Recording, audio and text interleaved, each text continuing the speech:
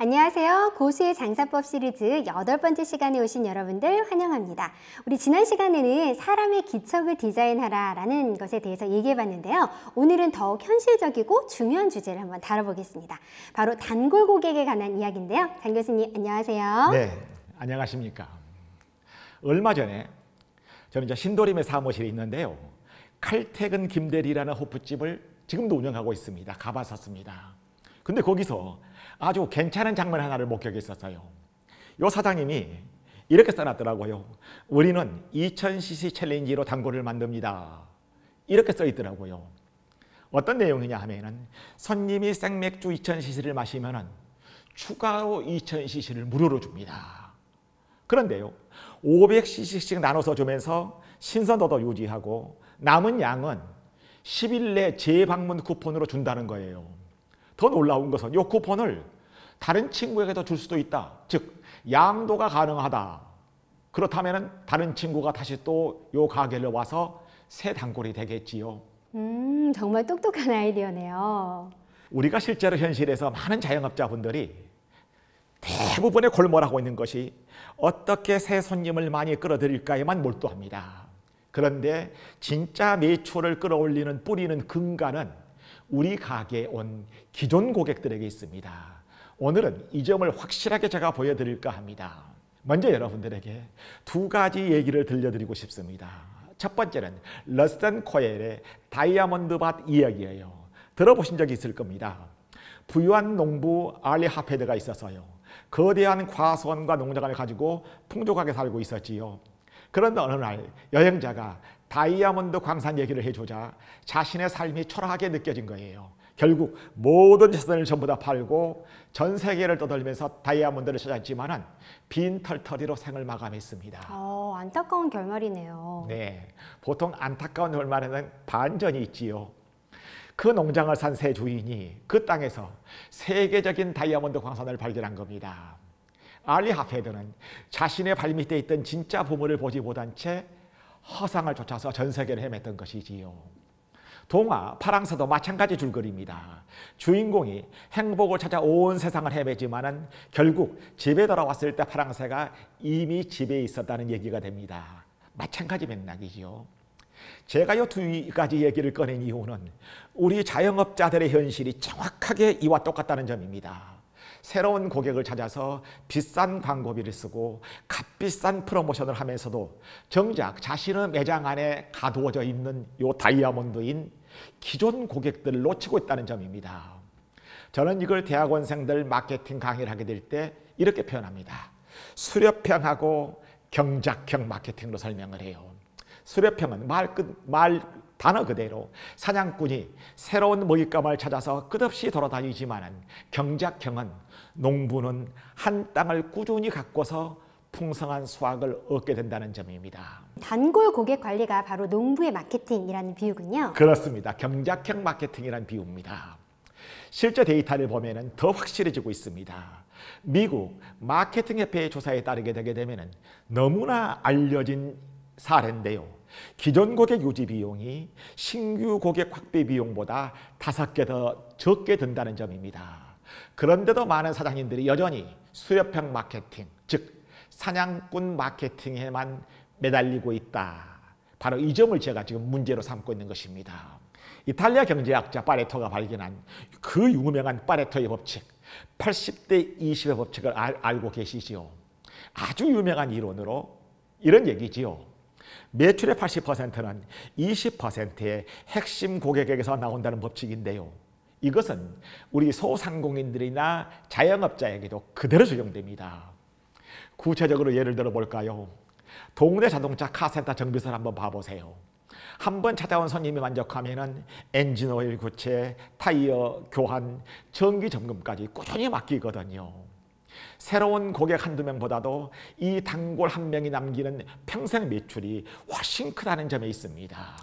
평생 매출이라니 정말 단골 고객이 중요할 것 같네요. 우리가 예전에 배웠던 라이프타임 밸류하고도 일맥상통한 개념입니다. 이것을 실제로 계산해 보게 되면 매우 놀라워요. 매월 월 3천만 원의 호프집에서 단골 고객 100명이 한 달에 2번 방문해서 한 번 왔을 때 3만 원을 소비한다 하고 생각해 봅시다.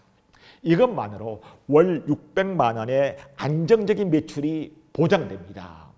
여기서 끝이 아니에요. 이런 단골 고객들이 자기 친구나 지인을 데려오는 효과까지 더하면 단골 고객 한 사람이 월 평균 4만 5천 원의 추가 매출을 발생시켜요. 즉 100명의 단골이 만드는 직간접 매출을 다 합하게 되면 1,050만 원이 된다는 얘기지요. 전체 매출의 3분의 1이 단골에서 나오는 셈이네요. 이게 핵심이 돼야 됩니다. 그런데 더 놀라운 것은 이런 단골 고객들은 가격 인상에도 덜 민감해요. 보통 가격이 올리게 되면 안 가거든요. 저도 치과에 다녀온 적이 있었습니다만 그 치과 선생님께서 너무나 탁월한 기술과 인품이 있어서 어느 날 진료비가 좀 다른 데보다 비싸다. 진료비가 다른 데보다 비싸더라도 저는 계속해서 그곳을 가거든요. 즉 가격이 올랐다고 다른 데를 선뜻 변심하지 않아요. 실제 사례를 보면은 맥주 가격을 10% 올렸을 때 일반 고객들은 20%가 매출했지만은 기존의 충성스러운 단골 고객들은 단 5%만 이탈했었어요. 그 유명한 하버드 비즈니스 리뷰의 연구에 따르게 되면 고객 유지율을 5% 정도만 높여도 수익이 작게는 25%에서 많게는 95%까지 증가한다. 이게 바로 새 고객이 아니라 단골 고객을 왜 늘려야 되느냐 하는 단골 고객의 위력입니다. 그럼 그렇게 단골 고객이 중요하고 경작형 마케팅이 중요하다고 말씀하셨는데 어떻게 실천합니까? 1단계 환대와 소통을 강화하는 것이 기본 전략이 됩니다. 대장 고객님, 오늘도 과일향 나는 IPA 맥주로 드릴까요? 처럼 그 고객의 이름과 취향을 기억해 주세요. MIT 연구에 따르면 이름을 불러주는 것만으로도 고객 만족도는 23%가 상승한다고 합니다. 두 번째 단계는 체계적인 리워드 프로그램, 보통 우리가 보상 프로그램이라 그러지요. 단골 고객 프로그램이라고 불러도 좋습니다. 10번 방문하면 한 잔은 무료, 이거 많이 쓰고 있지요. 같은 단순한 혜택에서부터 시작하세요. 더 나아가서 결제 금액의 7% 적립 같은 실질적 혜택을 제공하는 거예요. 특히 쿠팡 같은 데서 많이 쓰고 있습니다만은 웰컴 쿠폰이에요. 배민에서도 오랜만에 주문하게 되면 웰컴 쿠폰 고객 하고 바로 뜨거든요. 처음 방문한 고객이 일주일 내에 사용할 수 있는 쿠폰을 주게 되면 두 번째 방문율이 40% 이상 높아집니다. 3단계는 VIP 특별 이벤트, 단골 고객 감사의 밤 같은 이런 이벤트를 정기적으로 개최해 보세요. 고객들이 이렇게 단골이면서 VIP 고객 같은 특별한 대우를 받는다는 자부심을 느끼고 자연스럽게 나는 여기 VIP 고객이라서 이런 혜택을 받는다 하고 소문을 내거든요. 단계별로 정말 체계적으로 알려주셨는데요. 실제 성공 사례가 있을까요? 네. 부산의 한 동네 카페가 바로 이 방법으로 단골 고객 비율을 70%까지 끌어올렸었어요. 고객의 이름을 불러주고 단순한 적립제도를 도입하고 월 1회 단골 고객만의 원두 시음회를 열어둔 게죠. 6개월 만에 매출이 40% 올랐다는 얘기를 들었습니다. 마지막으로 실전 노하우 3가지를 알려드릴까 합니다. 첫 번째로는 고객 정보 관리 시스템을 만드세요. 간단한 수첩이라도 좋으니까 고객 이름, 방문 날짜, 주문 메뉴를 기록하세요. 두 번째로는 감정적인 연결고리를 만드세요. 생일 축하, 기념일 할인 같은 개인적인 관심을 보여주는 겁니다. 만약에 그 고객이 생일날 왔더라면 오늘 생일날이라서 특별히 드리는 혜택입니다. 내 생일날 알아봐주는 고객이라면 예약하게 되면 그 고객이 이력이 있게 되면 생일이 언제인지도 알 수 있지 않겠습니까? 세 번째로는 일관된 경험을 제공하세요.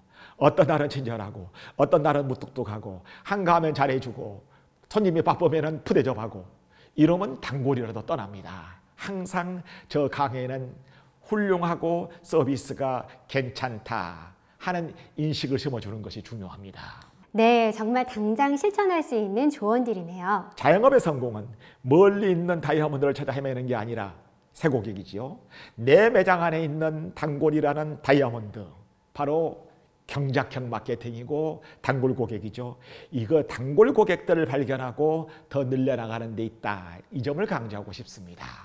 네, 이제는 우리 시청자분들께서 가장 궁금해하실 질문을 드려볼게요. 첫 번째로 단골 만들기에 가장 효과적인 방법은 뭘까요? 네, 앞에서 하는 말하고 맥락이 똑같습니다만은 항상 저 집은 항상 항구여일하다 일관성이에요. 화려한 이벤트보다는 매번 똑같은 품질의 서비스를 제공하는 게, 즉 언제 어느 때 오더라도 균질화된 서비스를 제공하는 게 핵심이에요. 고객이 여기 가면 절대로 실망하지 않아 하는 안심과 신뢰를 갖게 하는 거죠. 신뢰가 바로 단골의 시작이에요. 이번에는 두 번째로 예산이 부족한 소상공인도 리워드 프로그램을 운영할 수 있을까요? 네, 물론입니다. 돈이 아니라 마음이 더 중요해요. 단골 손님 생일에 작은 케이크 한 조각, 따뜻한 손편지 한 장이면 오늘 생일 축하드립니다. 미역국은 아침에 드셨나요? 처럼이요. 네, 마지막으로 오늘 강의 중에서 가장 강조하고 싶은 내용은 뭘까요? 네, 새 고객을 끌어들이는 것도 중요하지만 기존 단골 고객들을 놓치지 않는 것이 중요하다. 그래서 잘 키운 단골 하나 열 광고 안 부럽다라는 말이 진짜라는 겁니다. 특히 불황일수록 새로운 고객 확보보다는 기존 고객을 다이아몬드처럼 소중히 가꾸는 바로 경작형 마케팅, 농부의 마음이 필요합니다. 단골 고객은 매장의 든든한 버팀목이자 살아있는 광고판이거든요. 네, 농부의 마음이라는 정말 값진 조언 감사드립니다. 그럼 교수님, 우리 다음 시간 주제는 뭘까요? 예, 오늘 주제가 잘 키운 단골 하나 열 광고 안 부럽다였죠? 똑같은 맥락에서 제목을 만들어 봤습니다.